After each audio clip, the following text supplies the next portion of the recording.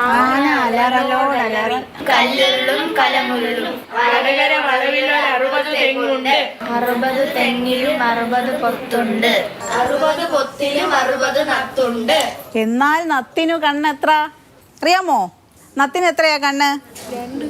ആ 2. 2ആണ്. എന്താ ഇവിടെ നിങ്ങൾ കൂട്ടം കൂടി ചെയ്തുകൊണ്ടിരിക്കുന്നേ?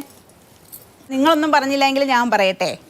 ഉരിയരി വേവിച്ചുരുള ഉരുട്ടി, ഉരുള എടുത്തിട്ട് ഉരുളിയിലിട്ടു, ഉരുളി എടുത്തിട്ട് ഉറിമേൽ വെച്ചു, ഉറിയിൽ ഇരുന്നിട്ട് ഉരുളി വിരണ്ടു, ഉരുളയും ഉറിയും കൂടി തിത്തവും തകൃതവും തറയിൽ വീണിട്ട് ഉരുളകളങ്ങനെ ഉരുളോടുരുളാണ്, ഉരുളയും ഉരുളോടുരുള്. ഇനി ഒരു നാടൻ പാട്ടുണ്ട്, നമുക്ക് നോക്കാം.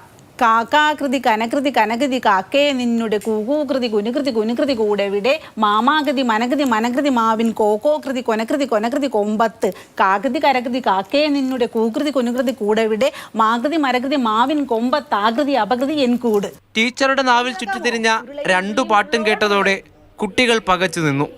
എന്നാൽ ടീച്ചർ പറഞ്ഞു, ആശങ്ക വേണ്ട, പകച്ചു നിൽക്കേണ്ട, ഞാനും ഇങ്ങനെ തന്നെയാണ് തുടങ്ങിയത്. ആദ്യം പറയാം ഇഷ്ടം, അതിനോടുള്ള ഒരു ഇഷ്ടമാണ്.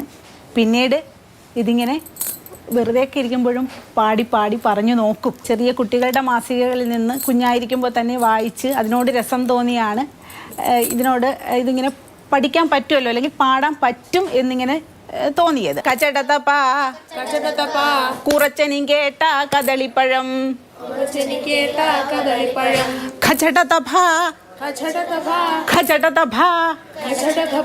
കൈക്കുന്നിതനിയ കദളിപ്പഴം. പാടുന്ന ടീച്ചർക്ക് 2 സന്തോഷങ്ങളാണ്.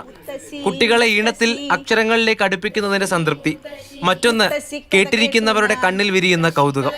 തകഴിയിൽ അഴകിൽ ഒഴുകും പുഴയിൽ അഴകി തുഴയും, തുഴ ഇഴുകി ഒഴുകി അഴലിൽ അഴകി മുഴുകി ഒഴുകി വേഗം. കൗതുകങ്ങൾക്കൊടുവിൽ കേട്ടിരിക്കുന്നവർക്ക് അക്ഷരങ്ങൾ വഴങ്ങും. പത്തനാപുരത്ത് 10 പച്ചത്തത്ത ഒത്ത് ചത്ത് കുത്തിയിരുന്നു. കണ്ടോ?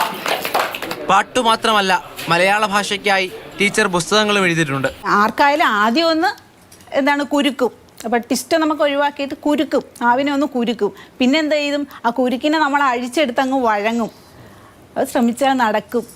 പറഞ്ഞതുപോലെ ആവർത്തിച്ച് നമ്മളത് ചെയ്തുകൊണ്ടേയിരിക്കുക. ചന്തപുരക്കയിലെ ചന്തവും കൂട്ടലും കുന്തവുമായിട്ട് പാഞ്ഞു വന്നു. എന്തായാലും ആദ്യം കേട്ടപ്പോൾ ഒരു കുന്തം പാഞ്ഞു വരുന്ന പോലെയാണ് തോന്നിയത്. പക്ഷേ അതങ്ങനെയല്ല, പുഷ്പം പോലെ മൃദുലമാണെന്നാണ് പറയുന്നത്. അതിനല്പം ഭാഷയോടുള്ള ഇഷ്ടവും പിന്നെ ഒരു പ്രയത്നവും ഉണ്ടെങ്കിൽ അല്ലേ ഇതുപോലെ വഴക്കത്തോടെ കാര്യങ്ങൾ പറയാമെന്നാണ് ടീച്ചർ പറയുന്നത്. Biju VS Rahul G Nath, Mathrubhumi news, Thiruvananthapuram.